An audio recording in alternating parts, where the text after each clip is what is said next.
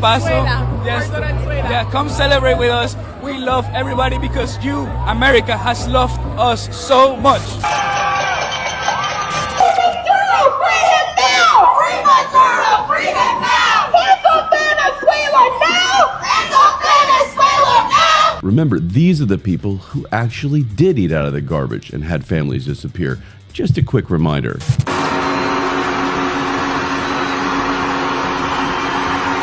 I'm going to move on from the street clowns to the clowns who actually hold office, which is scarier. Because this is where the dishonesty really kicks in. And here we are.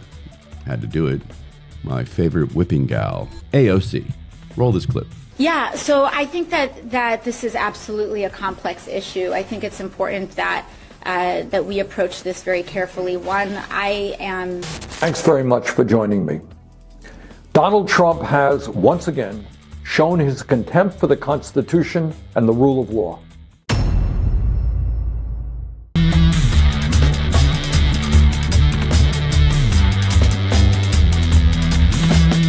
Welcome to Stay in the Fray podcast. I'm your host, Ryan. This is where headlines get hit hard, hypocrisy gets shredded, and the absurd are laughed at. If you want comfort, this isn't your place. If you want blunt and unfiltered, I'm your guy. Join me in the fray. All you gotta do is just listen up. All right, guys. Happy New Year. First show of the new year. Close to the end of season 6. I didn't coordinate it right at the new year, but we'll get that rolling. Season 7 on the way. Small changes, but more of the same. So let's keep spreading the word. Everybody had a safe holidays, New Year's and Christmas, and hope that you didn't scream too much with your family about all this bullshit, all these politics. Based on what I've seen out there, it might be unavoidable. So hopefully it was good enough. Fortunately, my family is mostly sane, so we all tend to agree with politics. But we're going to go right into the Venezuela thing. I mean, we have to do it, right? It's just, I'm going to lose it. I may lose it, so bear with me. And in fact, for entertainment purposes, you may hang with me for that. But what happened with Venezuela right now may be one of the most insane reactions that I've ever seen from the American left. And that says a lot. I'm not even mad, like in a normal mad way. I'm just like hands on my head, pacing the room, laughing almost, because this can't be real. That type of confused, that kind of anger. So here's the deal. Something genuinely historic happened.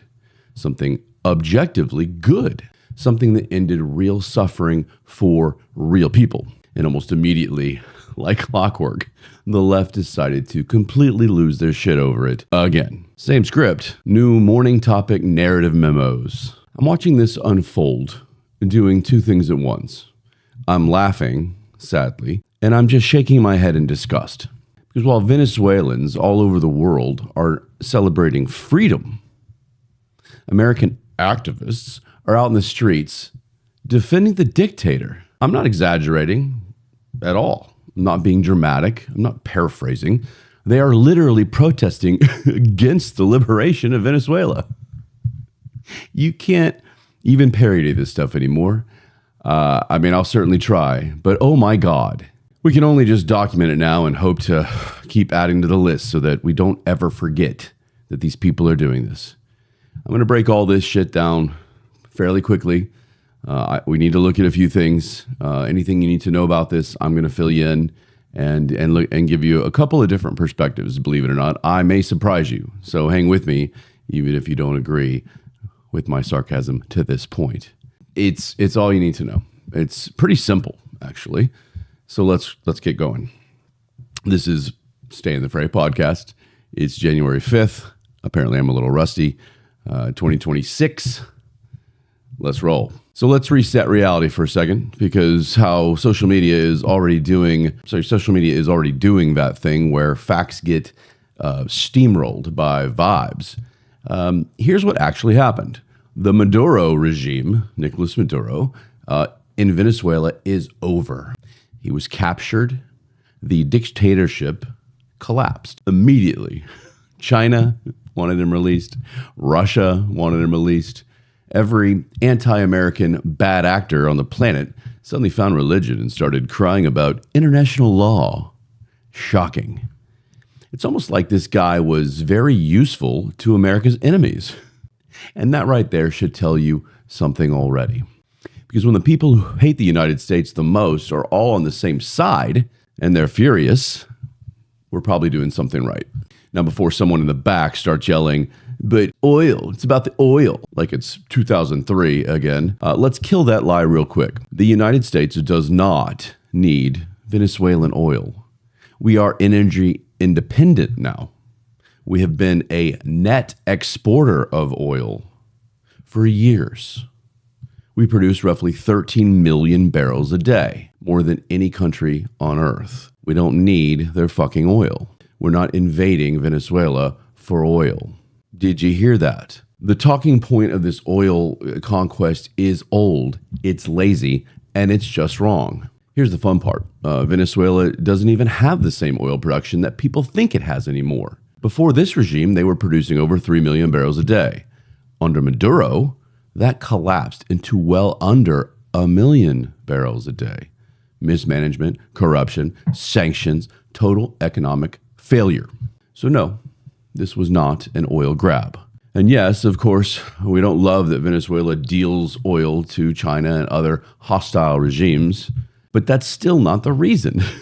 This was about national security for two nations. This was about fentanyl into our country. This was about drug networks.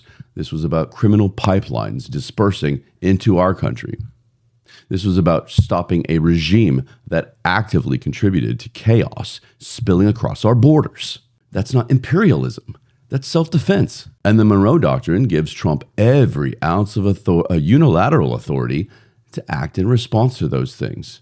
He does not need congressional approval. Stop saying that. Thank you.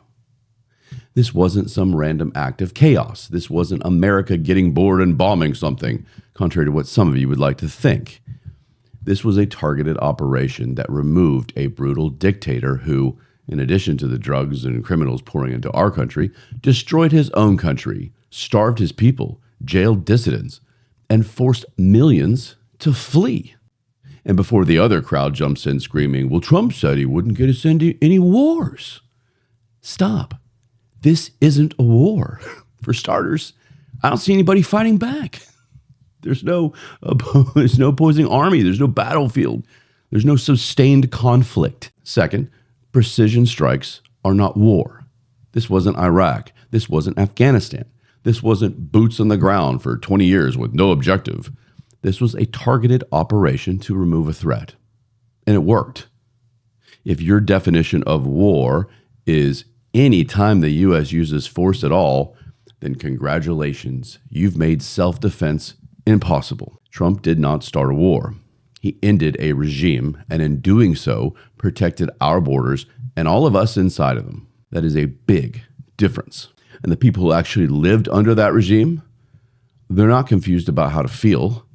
Has anyone actually thought about them? They didn't need a committee meeting. They didn't wait for CNN to tell them what the correct emotion was. They celebrated. They wept with joy, which makes what came next even more telling. Now, before we get to the American outrage class, before we get to the blue-haired meltdowns and the fake protests, let's do something radical.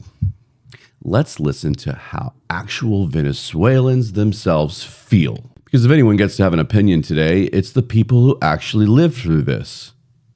Let's start here. Roll this clip. Yes. Yeah, come celebrate with us. We love everybody because you, America, has loved us so much. So much. Thank you, America. Edgar, thank you so much for sharing those sentiments. Guys, this is some Simple to the point. That young man didn't read a policy memo. He didn't attend a protest planning meeting. He didn't get his opinion from some podcast host in Brooklyn. He lived it, and he's thanking America out loud. He's saying he loves America on camera with no irony. Now, here's another. Let's watch this one.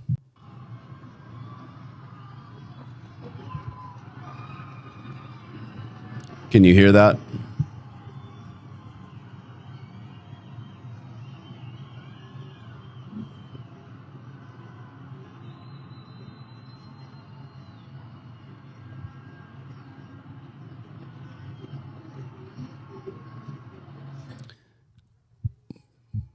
That's the top of a high-rise building over the city.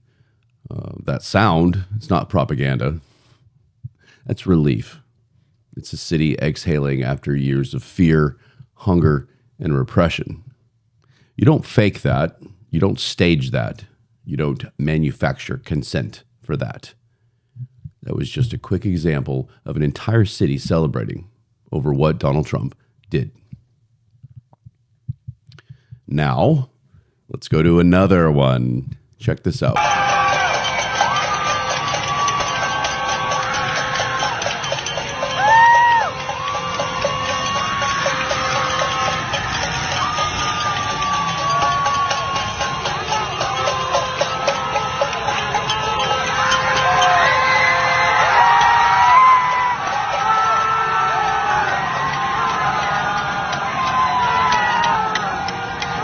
I mean, statues really don't come down quietly. They come down when people have been waiting a long time to do it.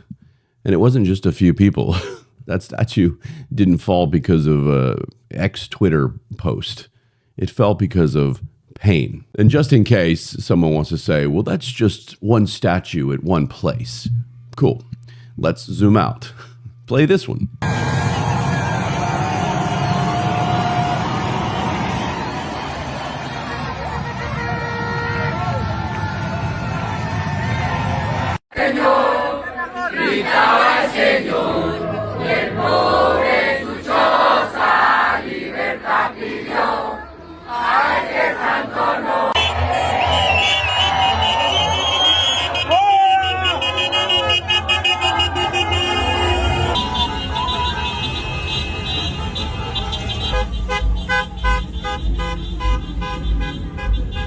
Tens of millions of Venezuelans in different countries, Spain, Argentina, Chile, and here in the U.S., all over the world, different continents. Same reaction. Joy, relief. People crying, people hugging strangers. That's not politics. That is freedom. I want to pause here for a second because this whole thing hit me personally.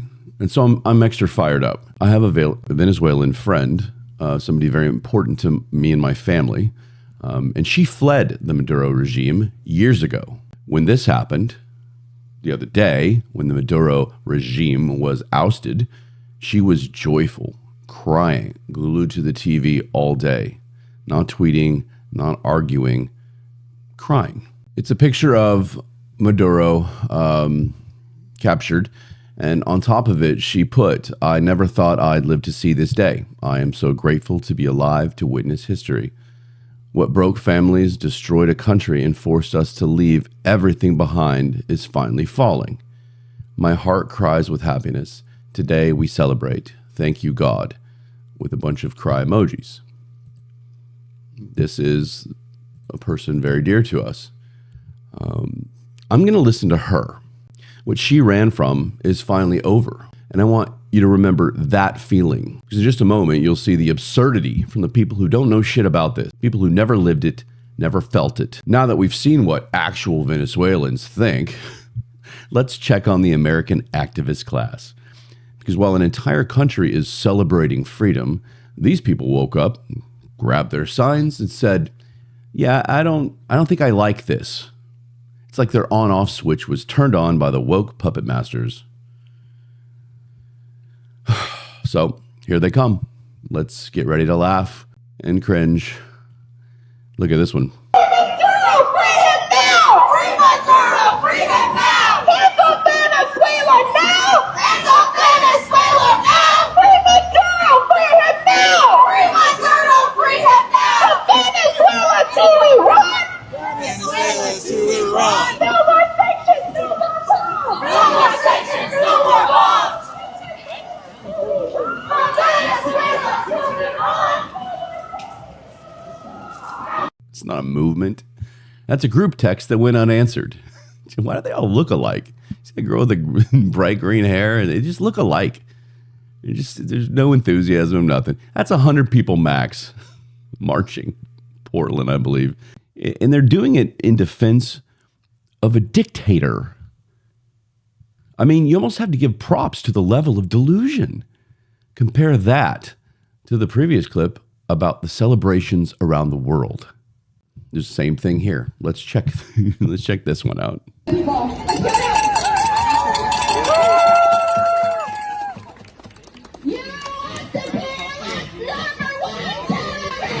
U.S. imperialist number one terrorist! Hands off Venezuela! Hands off Venezuela! Hands off Venezuela! Hands off Venezuela!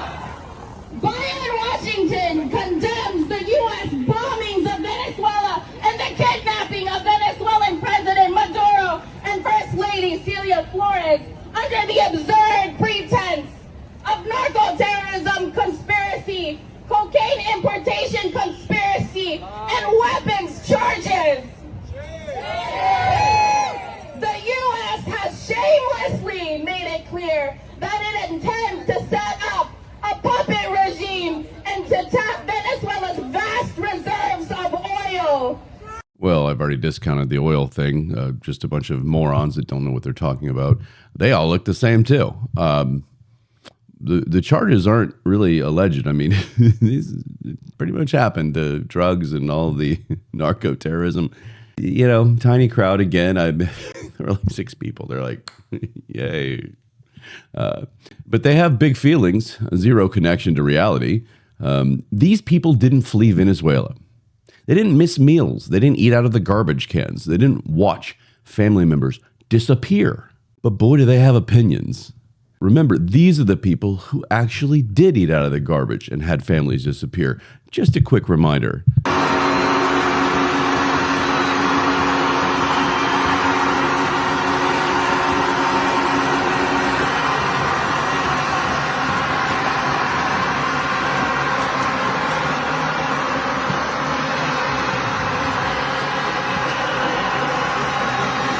Can't even see where the crowd ends. It's so enormous. One of these things is not quite like the other. One is a bunch of blue-haired septum ring activists clapping with like 50 people. And one of them is that. I just thought I'd remind you. I can't see the celebrations of joy enough. Oh man, and this is the absolute gem. I couldn't pass it up. Let me go ahead and show you this real quick. Roll this one, guys. With me all. Hands off Venezuela! Hands off Venezuela! Free President Maduro! La lucha sigue! Libertad, socialismo o muerte! Venceremos! Of course, this is the coalition that decided they are the moral authority on Latin American liberation. But sure, I'll reserve comments about that dude's dress for a later episode. Here's this ongoing, really, really annoying part of all this. These protests didn't happen organically. They didn't wake up sad for Venezuelans. They woke up and they checked what the approved narrative was. Trump bad, intervention bad. And then they acted accordingly. No curiosity, no humility, no, hey, maybe we should listen to the people involved. Just reflexive outrage. They didn't even wait to see how Venezuelans felt, which tells you everything. And look, if you're uncomfortable with the idea of using force for regime change and for all the reasons I stated earlier, okay, then fine. That is a real conversation worth having. In fact, I just had a very, very long conversation about that very thing. We can talk about international law. We can talk about precedent. We can talk about where the line should be in this. But that's not what this was. These people were in the streets before the sun was up. Not to think, not to weigh it, not to discuss, but to react. And that difference matters. All right, I'm going to move on from the street clowns to the clowns who actually hold office, which is scarier. Because this is where the dishonesty really kicks in. And here we are. Had to do it. My favorite whipping gal, AOC. Roll this clip. As a democratic socialist, I'm wondering if, what are your thoughts on the Venezuelan crisis that's happening right now? And if you would denounce the Maduro regime? Yeah, so I think that this is absolutely a complex issue. I think it's important that that we approach this very carefully. One, I'm myself, just like anyone else, who is absolutely concerned with the humanitarian crisis that's happening. And I think it's important that any solution that we have centers the Venezuelan people and centers the democracy of Venezuelan people first. I am very concerned about U.S. interventionism in Venezuela, and I oppose it. Okay, so she cares about the democracy of the Venezuelan people, and we give them back democracy, but she doesn't like that we gave them back democracy. I'm confused, AOC. Do you notice what's missing? There's no mention of Venezuelans. No mention of statues coming down. No mention of millions of people who fled the regime who are celebrating right now. Just the same tired buzzwords. This new one, interventionism, that word does a lot of work for them. It lets them avoid saying whether the outcome was good or bad. It lets them pretend that people don't exist. It lets them posture without taking any responsibility. It's not an argument. It is a deflection. What is wrong with looking at outcome? It's another discussion to be had, sure, but they don't like to talk about reality and what those outcomes do. AOC, I do not know what I'm going to do with you. But now, I can't even believe this dude. I just can't believe he's just still saying the same bullshit from 3 homes he has, beachfront property, and he's taking private jets, but the world's going to end with climate. Of course, we're talking about Bernie Sanders. This may be one of the most dishonest, lumped together group of things that he said in a long time. And that's saying something. So let's play this first one and take a look. Thanks very much for joining me. Donald Trump has once again shown his contempt for the Constitution and the rule of law. Let's be clear. The President of the United States does not have the right to unilaterally take this country into war, even against a corrupt and brutal dictator like Maduro. The United States does not have the right, as Trump stated this morning, to run Venezuela. Congress must immediately pass a war powers resolution to end this illegal military operation and reassert its constitutional responsibilities. Right, Bernie. Oh, my goodness. So Bernie starts by saying that Trump is proving, again, that he's against the Constitution. That is a lie. Flat out. The President of the United States can act unilaterally in situations like this. He has the authority. He's had the authority for decades. This wasn't Congress being bypassed. This wasn't unconstitutional. This wasn't some rogue action. Bernie knows this. Then he calls it an illegal war. Again, lie. First off, this is not a war. I think I already covered this. There's no opposing army fighting us. There's no sustained conflict. There are no boots on the ground. There's no battlefield. I've already said all this. But apparently I'm giving lessons to sitting politicians, no matter how senile they are. This action was a targeted, precise operation to capture a dictator. Words matter, and Bernie's intentionally misusing them. Not because he's confused, maybe he is, but because scaring people is easier than telling the truth. Now is where it gets almost a comedic. I mean, this is pure comedy. Play this one, guys. This is the horrific logic of force that Putin used to justify his brutal attack on Ukraine. Trump and his administration have made it clear that they want to revive the Monroe Doctrine, a belief that claims that the United States has the right to dominate the affairs of the hemisphere. Oh my God. Bernie's comparing Trump's action in Venezuela to Putin invading Ukraine. I'm sorry, what? Is this satire? Has Bernie absolutely lost his mind? Putin didn't capture Zelensky because Zelensky was a brutal dictator starving his own people. Putin didn't conduct precise operation to remove 2 individuals. Putin launched a massive invasion, killed millions, flattened cities, and did it over a land grab. And by the way, Putin supports Maduro. So Bernie is literally comparing a liberation operation to a genocidal invasion. And he's calling them the same thing. That is not analysis. That's propaganda. How can anybody not see that? I just can't believe Bernie then says Trump wants to revive the Monroe Doctrine. Revive it? It never left. The Monroe Doctrine is not a belief system like Bernie says. This isn't vibes. It's reality. The Monroe Doctrine exists whether Bernie Sanders likes it or not. Calling it a belief is like calling gravity an opinion. And this is the part that really matters.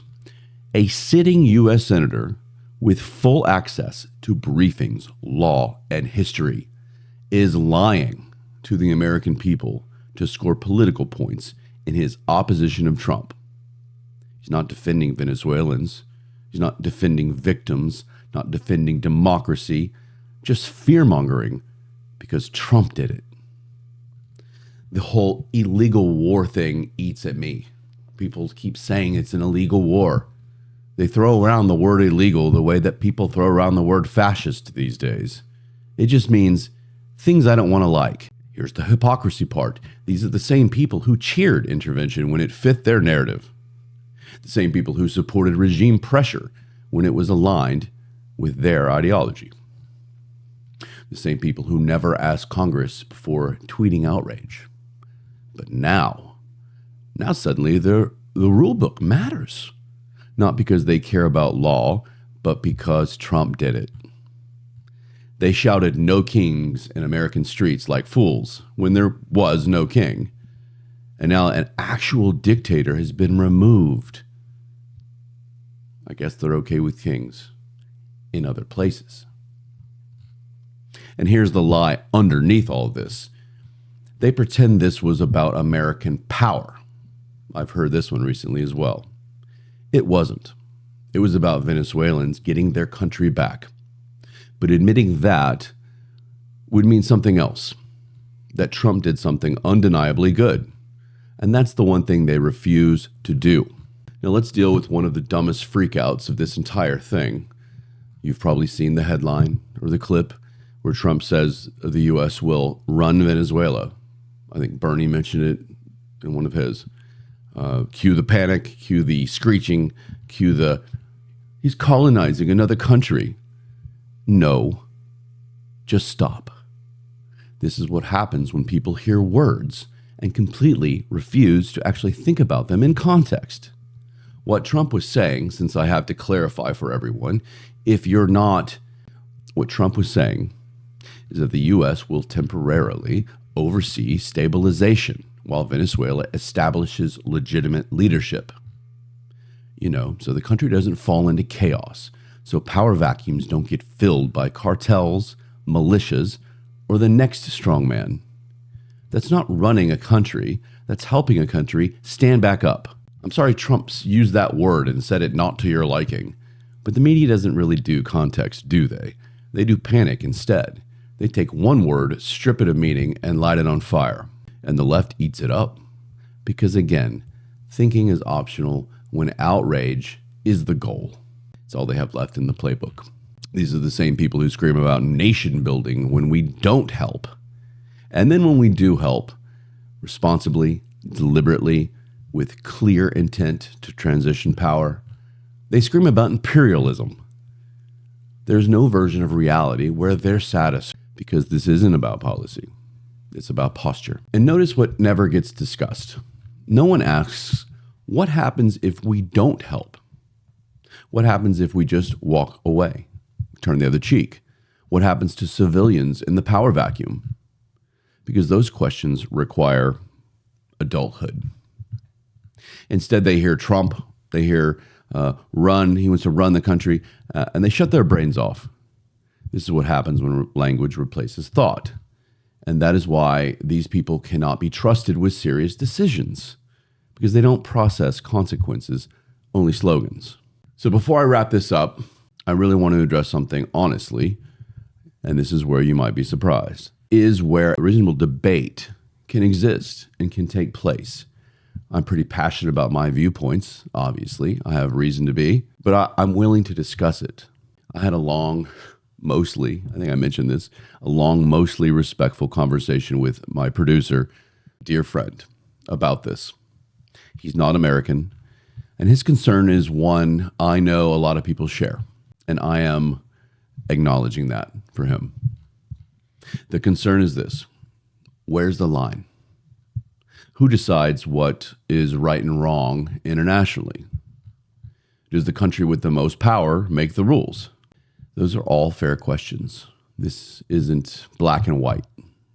Pretending it is doesn't help anyone at all. So here's where I land on that. Yes, international law matters to a point. Yes, history gives us reasons to be cautious. And yes, power can be abused. All true. Here is what also matters. Victims matter. Reality matters.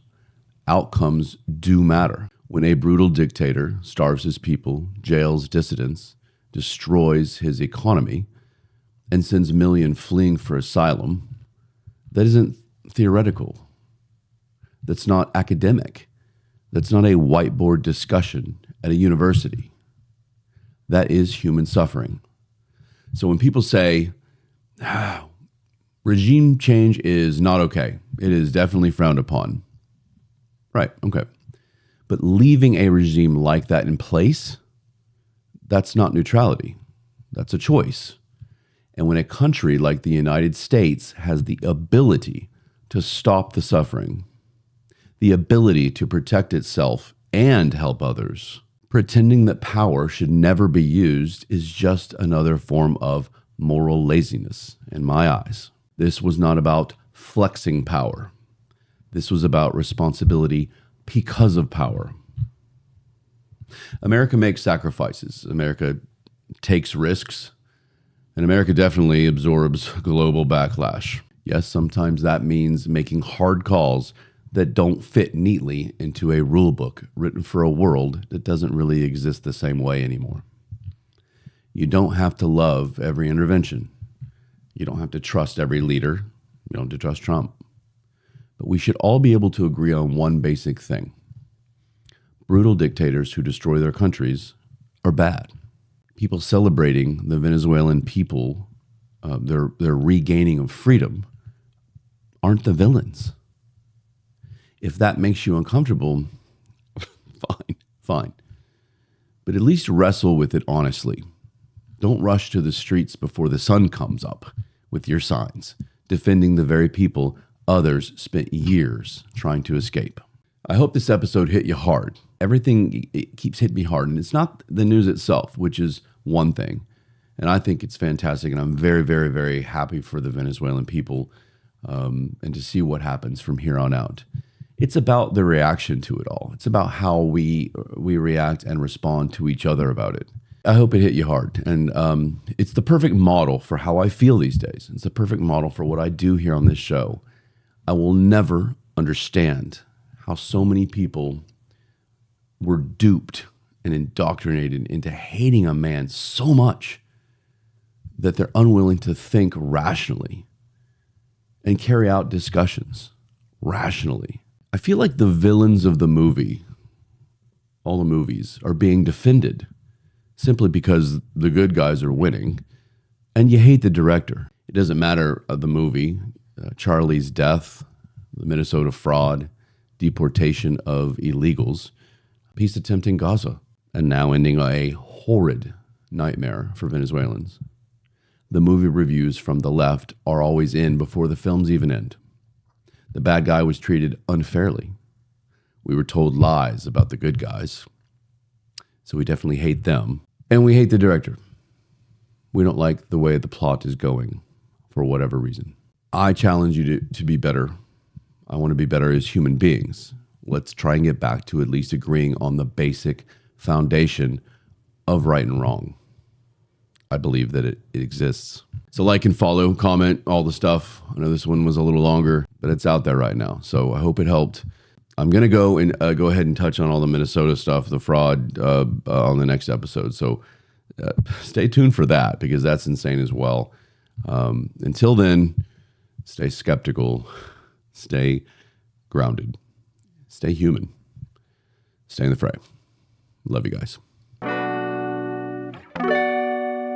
All you gotta do is just listen up.